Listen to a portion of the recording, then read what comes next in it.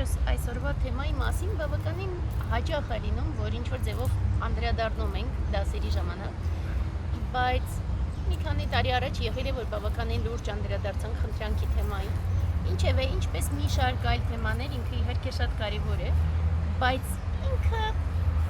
մի տեսակ այն խնդիրների դասին է պատկանում, որ շատ հաճախ ուղով գնացողներ ունեն, այսինքն շատ հաճախ մենք մի մեծ խնդիր ենք ունենում, երբ որ փորձում ենք ուղով գնալ կամ փորձում ենք փնտրող լինել, մենք տարանջատում ենք կյանքը, մենք սկսում ենք կիսել ամբողջը, այստեղ մենք շարունակում ենք լինել այդպիսին, ինչպիսին մենք այնք, ու շատ հաճախ նույնիսկ չփորձելով փոփոխությունների ենթարկել մեր եսը, եւ մյուս կողմից մենք փորձում ենք ինչ-որ մեդիտացիա անենք, կարդանք սուրբ գրքեր եւ փորձում ենք լսել ուսմունք։ Երբ որ տարանջատումը առկա է, մենք ուղով գնացող չենք։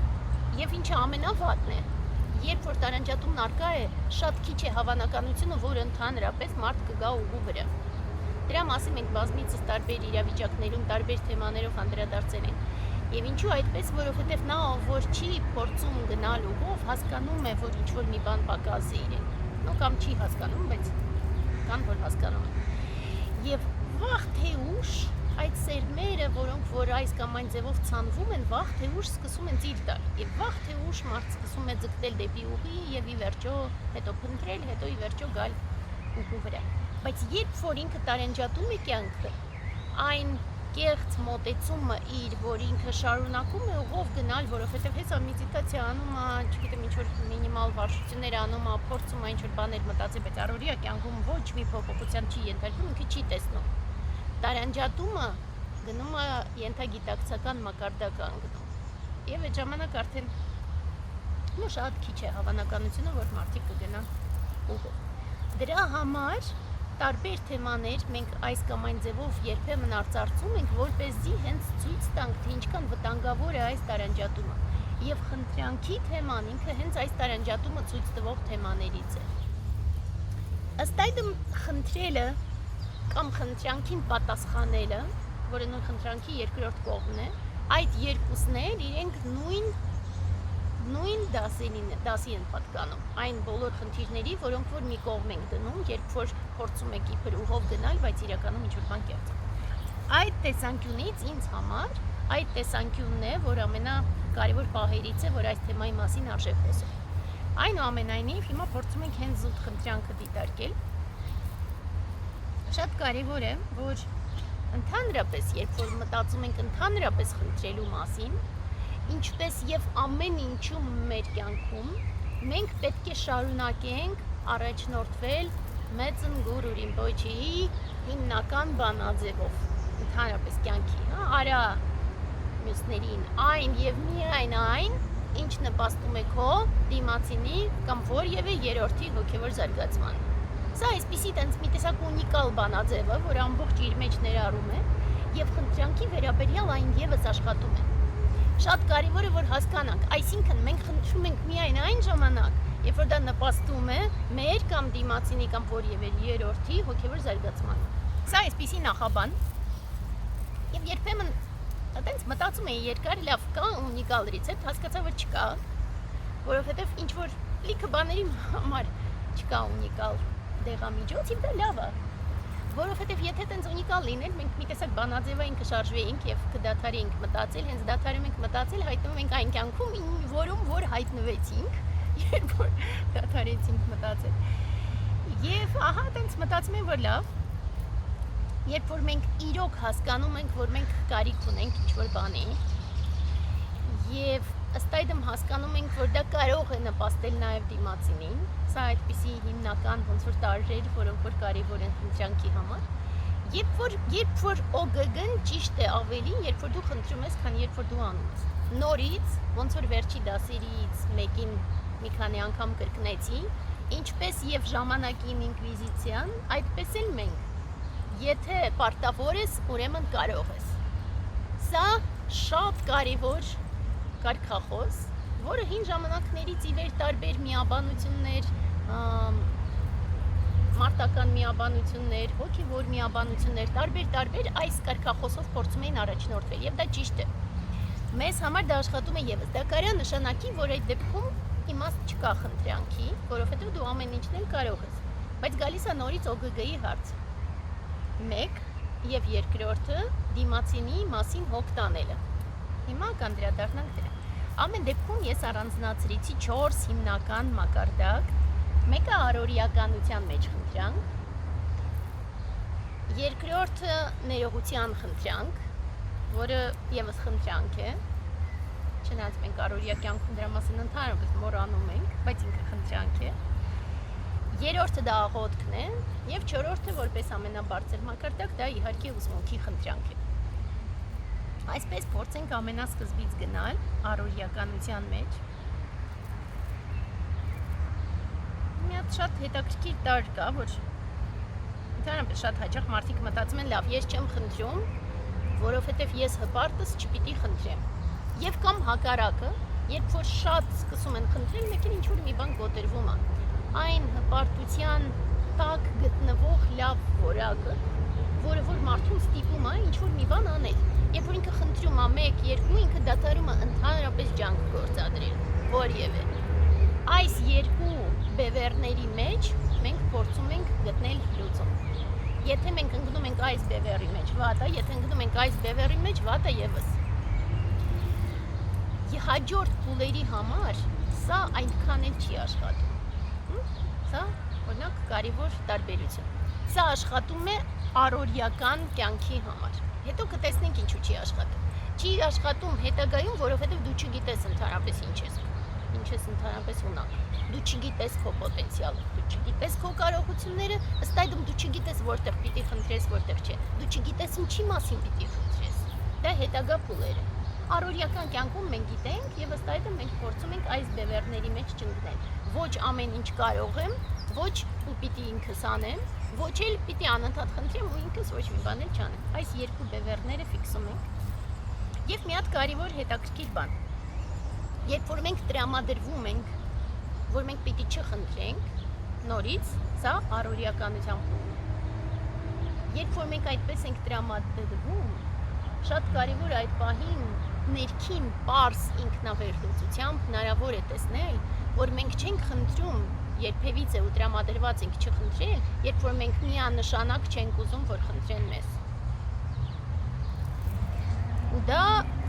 այն ամբողջ մոտեցումը, որ մենք տենց բարի ենք, բոլորին օգնում ենք, բայց մենք ինքներս չենք խնդրում, հպարտ ենք, տենց բան ենք եւ այլն, ամուր ենք, սարի պես եւ այլն, ինքը չի աշխատում, որտեղ մի անգամից պարզ վերլուծությամբ հոп դու բացում ես, որ իրականում ասում է,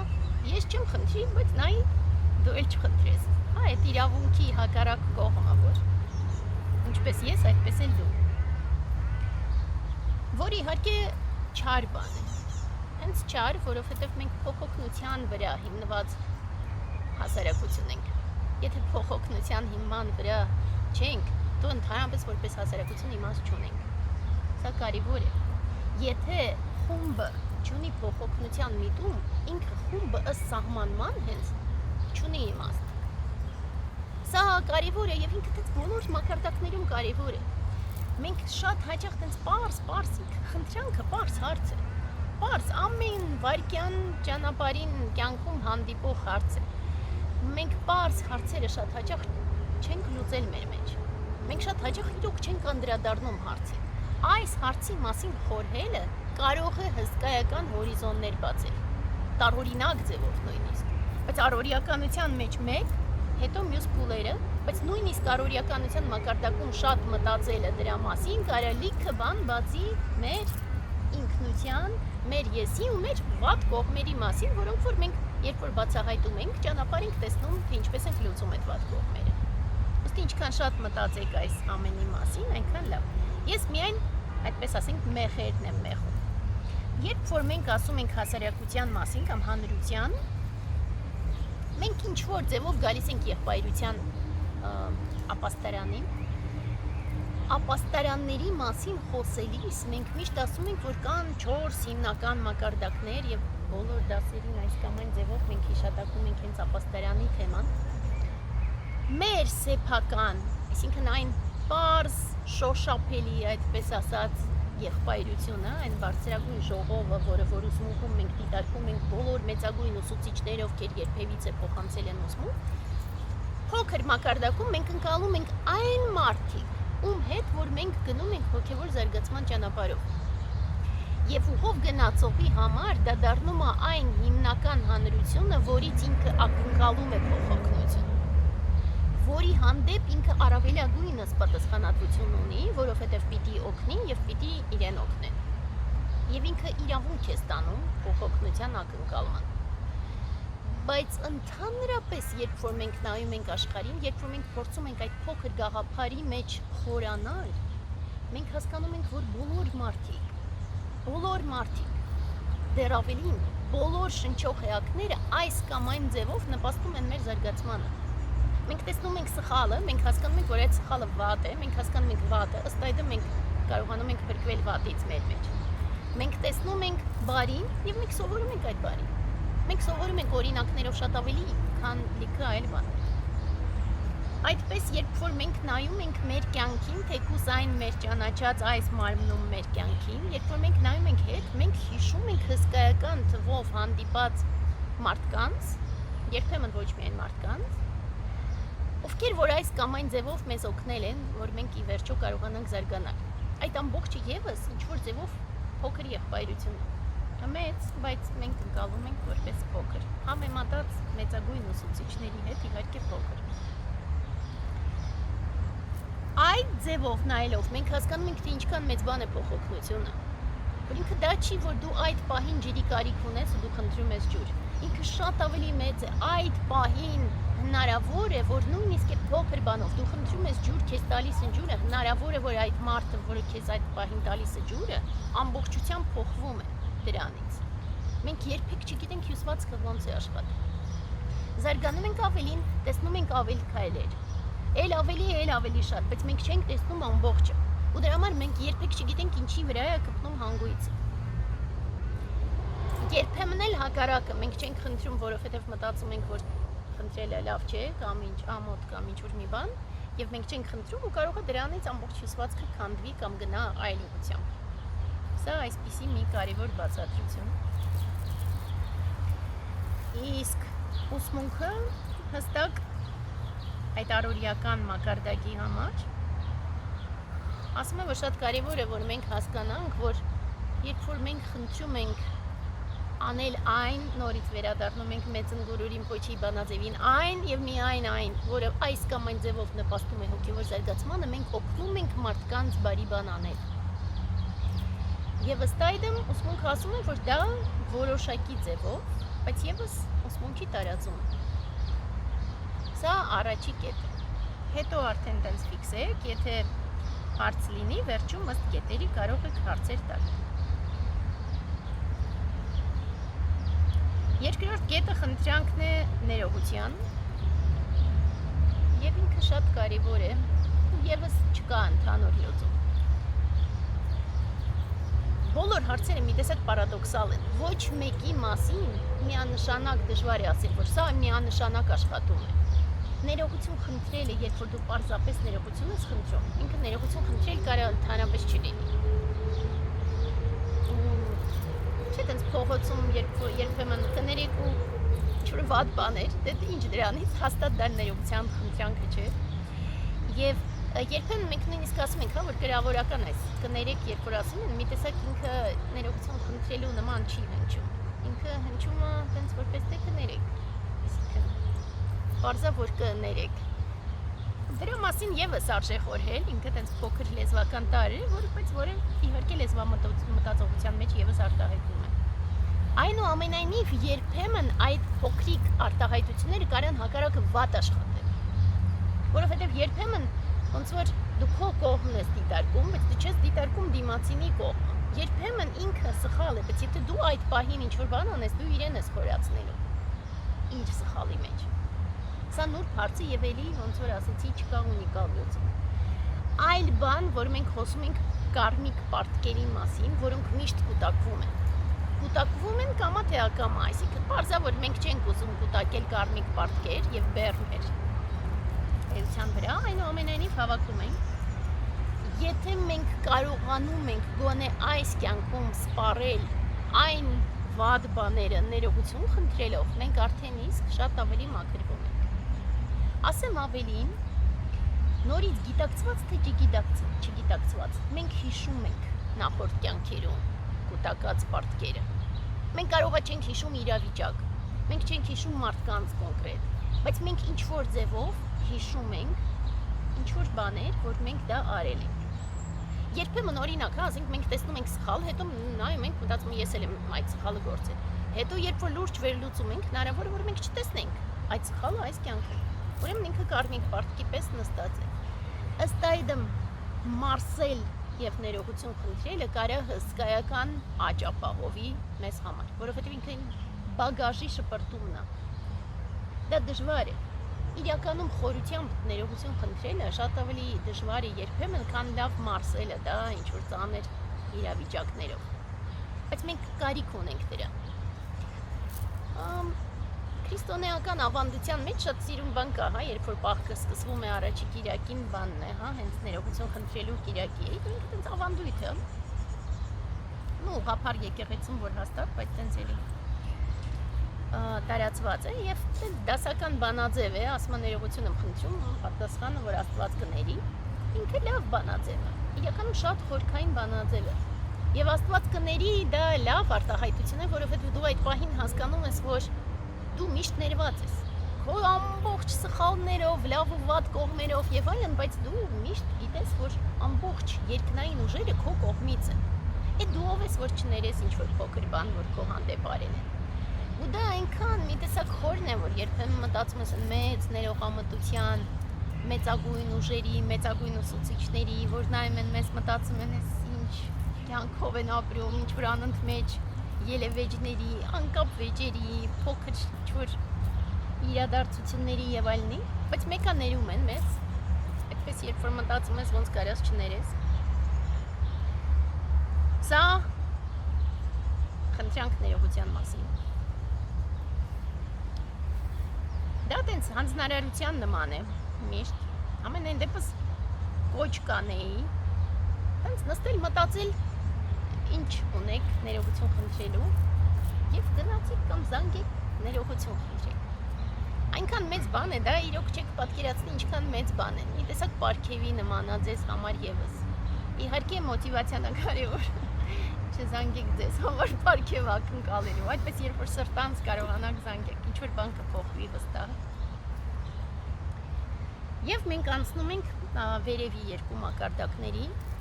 դա հոտքն է, երրորդը։ Ցավոք սրտի մեր կյանքում մենք չենք տարբերակում առաջինը և երրորդը։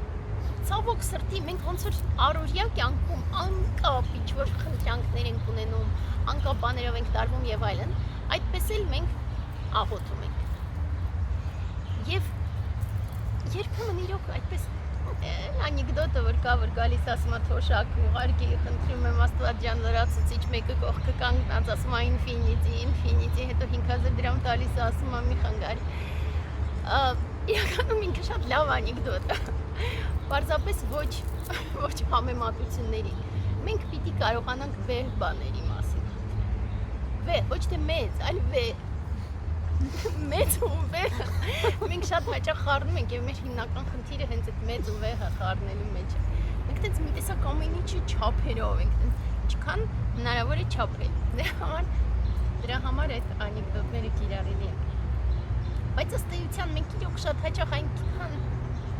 մանր ինչ-որ բաներ ենք խնդրում։ Մի քանի օր առաջ պատմում էի, ավակ աշակերտում քաղաքից դուրս ենք գնացել, այդպես պատմում էի, որ լիքը տարի առաջ այդ ժամանակ ունեի ուսուցիչներ արդեն, բայց դեռ այդ մեծ զորության ընկալման չէի հասունացել այնքան, որ իրենց անչափելի զորություն ընկալեմ։ Եվ այդպես ինչ-որ ծանր իրադարձությունների մեջ էի, այստեղ Հայաստանում տենց անընդհատ աղոթում էի ուսուցիչներից, ամեն անգամ ամեն ինչ լուծվում էր, հետո եկել էի առաջի հարցը, որ տվեցի արմատական ուսուցչից, որ զգում էի կիլում խնդրում։ Ու արմատական ուսուցիչ ամբողջ բարությամբ է շատ խիստ, իրենք շատ խիստ են, տենց աննկարագրելի խիստ են։ Ասեց հա այն, որ րոպեն մեկ անկապ բաներով խանգարում էր։ Այսպես, երբ որ մենք իրոք փորձում ենք զգալ, որ մենք աղոթում ենք ու զգալ, որ մենք դիմում ենք երկնային ուժեր։ Փորձում ենք իրոք զգալ տիբետերենում, օրինակ աղոթք բառը ինքը ամբողջությամբ բացարձակ կապ չունի աղոթք բառի հետ, որը մենք ենք ընկալում որպես աղոթք։ Մենք աղոթք ընկալում ենք կպած խնդրանք, որը լավագույն դեպքում զուգակցվում է տերունական աղոթք։ Լավագույն դեպքում, ասենք մի հատ տերունական աղոթք ձևի նման տենց մի հատ արագ ու հետո շարունում ենք Աստվածան խնդրում եմ ես ընդ որում շատ հաճախ եկեղեցիներում եթե սկսում ես լսել ինչի մասին են խնդրում ապա ինչ ասես հնարավոր է լսել տերունական աղոթքից հետո Քրիստոս ջան աղբերս շատ են խնդրում այսինչ մի ու դա համատարած է դա իրոք համատարած է մենք իրոք ինչ որ այնքան ենք մանրացել որ մեծ ընջով Ատիշը մի հատ շատ հզոր արտահայտություն ուներ ինքը միշտ ասում էր միշտ զգուշ եղեք որպեսզի Աստծուն չիջացնեք սատանայի մակարդակի մենք ամբողջը ձգում ենք վերև մենք ոչ թե հակառակը ներքև մենք ոչ թե հակառակը փորձում ենք միշտ նայել վերև որ գոնե մի ակնթարթ վերև գնանք մի ակնթարթ թեկուզ նայելով թեկուզ միայն հայացքով մենք հակառակը ասենք մի տեսակ հրտ երկինքը քաշում ենք ներքև եւ այս մակարդակում սկսում ենք լող տալ մտածելով որ դե եթե չորով նայես մի սանտիմետր հողից ուժը երկինքն է եւ այդպես այս մակարդակում մնում ենք բայց երբ որ դու փորձում ես այդ վեհությունը գոնե մի անգամ զգալ այդ դեպքում դու կարողանում ես իրոք առաջ գնալ այստեղ շատ կարեւոր է հիշեցնել որ տիբետցիների երբ որ բարոյականություն ենք անցնում տիբետցիների յոթապատիկ պարտքը ինքը սովորական յոթապատիկ պարտք է սովորական աշխարհիկ մարդկանց համար է բացարձակ բանական կյանքի հետ կապ չունի յոթապատիկ պարտքի մեջ կա վեհություն ուղղված զարգացման իսկ դու անընդմեջ փորձում ես քո վրա ու դա պարտք է ոչ թե դա ինչ-որ լավ պարտք է պարտքերից մեկը որ դու անընդհատ փորձում ես վեհանալ անընդմեջ դու փորձում ես վեհանալ ըստ սահմանման ըստ քո էության որովհետեւ դու չես կարող այլ ձևով որովհետեւ ոնց որ ասեցի դու դեպի երկինք ես ուղղված այլ ոչ հակառակը ըստ այդմ մի հատ պարզապես երբ որ դասի պատրաստում բան հիշեցի մի հատ հնդկական հեղինակ կար շատ լավ Ռաբինդրանաթ Թագոր ինքը շատ հետաքրքիր մի հատ փոքրիկ աղոթք էր բերում միշտ հիմա մի մասը կհիշեմ բայց ամեն դեպքում այդ երկու տողերը շատ տենց լավն են ասում էր խնդրիր սա փորձում ենք անել խնդրիր ոչ թե ցավի բացակայության մասին այլ ցավը հաղթահարող սրտի մասին խնդրիր ոչ թե վտանգի բացակայության մասին այլ վտանգ հանդիպելիս խիզախության մասին եւ այդպես ամբողջը դա է ու իրոք մենք այդ ենք խնդրում դա դու երբ որ դու մտածում ես մենք չենք խնդրում խիզախ լինեն մենք որովհետեւ ըստ ցամը մենք վստահ ենք որ մենք խիզախ ենք պարզապես ասում բայց վտանգ չլինի հետո մենք տենց մտածում ենք մենք հզոր ենք ցավը կհաղթահարենք բայց ձերի հետ չի վանդանանք եւ այդպես շարունակ երբ որ դու կարողանում ես աղոթքի էություն ընկալել դու իրոք փոխում ես քո կյանքը ամբողջությամբ Եվ մենք անցնում ենք ամենաչորրորդի, ամենաբարձր մակարդակի, դա ուսմունքի խնդրանք է։ Ինքը տենց այնքան երբեմն ցավոք սրտի մարդիկ չեն հասկանում, որ դա ամենակարևորն է, եւ ամենաբարձը, եւ ամենատենց վերևի մակարդակում գտնվողը։ Բայց որովհետեւ ոնց որ ամենասկզբից ասեցի, մենք կյանքում ինչ որ ձևով մենք հասկանում ենք ինչ ենք խնդրում, ինչ ենք ուզում եւ այլն։ Բայց որն է այն պահը որից մենք հասկանում ենք, որ մենք չգիտենք ինչ, բայց հասկանում ենք, որ առանց դրա հնարավոր չի։ Մինչև այդ պահը չի հասունանում, մենք չենք դառնում փնտրող անգամ, ես չեմ ասում ուղով գնացող։ Բայց ինչ որ մի պահ նայում ես կյանքին ու հասկանում ես, որ այս հորիզոնական կյանքը սպառված է, հետաքրքիր չի, չես ուզում այդ կյանքով ապրել։ Նույնիսկ եթե համեմատաբար երջանիկ ես, նույնիսկ եթե համեմատաբար ամբողջը կայացած է, ամբողջը իր տեղում է, չես ուզում այդ կյանքը։ Չես ուզում, հետաքրքիր չի, բացարձակ դա, չարժի ընդհանրապես էներգիա ծախսել հանուն այդ սովորական կյանքի։ Եվ երբ որ դու հասկանաս, որ սա չի, բայց դու չգիտես ինչ։ Ու այդ ժամանակ դու սկսում ես խնդրել ավելի վերևի մակարդակին։ Ու այդպես դու իրոք սկսում ես զարգանալ։ Եվ նորից ու նորից այն հիմնական, երբ որ դու հասկանում ես, որ օդի պես ուզում ես ուզում։ Ոչ թե որովհետև լավ կլինի նաև սա իմանամ, նաև սա, ու այնտենց բազում ձմերուկները տենց լիքը ձեռքերով բռնելու մեջ, նաև մի հատ էլ ձմերուկ ու սմուկ։ Լիքը մարդիկ կան, գրքեր կարելի է կարդալ, ու տենց ինչ-որ բան կարելի է լսել, բայց դա չի լինի իրական ուսմունքի փոխանցում։ Ուսմունքի ուսուցիչների համար կա տենց շատ մեծ ոսկե կանոն առանց խնդրելու չսովորեցնելը, ընդհանրապես առանց խնդրելու ուսմունք չփոխանցելը։ Ըստ այդմ մի անգամ ասել եմ, հա, տենց կա տարբեր մակարդակ ընկալման, այսինքն կան ունկնդիրներ, հա, մենք ասում ենք լսողներ, ինչ-որ փոխանցումների, կան մարդիկ, ովքեր որ իրոք փորձում են աշակերտել, իրոք փորձում են մեդիտացիա սովորել, ինչ-որ բաներ հասկանալ ավելի խորը, փորձում են ինքնավերլուծությամբ զբաղվել այդպես, եւ բարձր մակարդակը, երբ որ ուսուցիչը ընդունում է որպես աշակերտ, սա նույնը չի, երբ որ դու ընդունում ես որպես ուսուցիչ, դա բավարար չէ, որ դա չի նշանակում, որ ուսուցիչները ընդունում են որպես աշակերտ։ Եվ ես ինքս իմ կյանքում, երբ որ դա անցած է, մինչև որ ես ընդունում եմ արդեն որպես ուսուցիչ, բայց մինչև որ ինձ ընդունեցին որպես աշակերտը, բարդ փուլ է, բայց ամեն դեպքում դու անցնում ես դա։ Այն ժամանակ, երբ որ դու հասկանաս, որ առանց դրա հնարավոր չէ, որ դու կարող ես 1000 ու մի անգամ տարբեր ձևերով ապրել ու ինչ որ ուրախություններ զգալ, ինչ որ տխրություններ զգալ, բայց չես ուզում այդ կյանքը։ Չես ուզում։ Ոչ թե հետաքրքրությունների, ոչ թե բանի, անիմաստ է։ Իմաստի համար։ Եվ հենց այս ներքին էության դու հասկանում ես, որ ինքը բացարձակ դրա հետ կապ չունի։ Այդ ժամանակ դու արդեն նոր սկսում ես իրական փնտրել ուսմունք եւ իրականում խնդրել ուսմունքի մասին։ Եվ մենք ուխտեր ունենք։ Օրինակ, երբ որ մենք ուխտերի դասեր բազմիցս արել ենք, բազմիցս անդրադարձել ենք ուխտերին, երկու հիմնական, մեկը տենց 10 բազային ուխտեր կա, եւ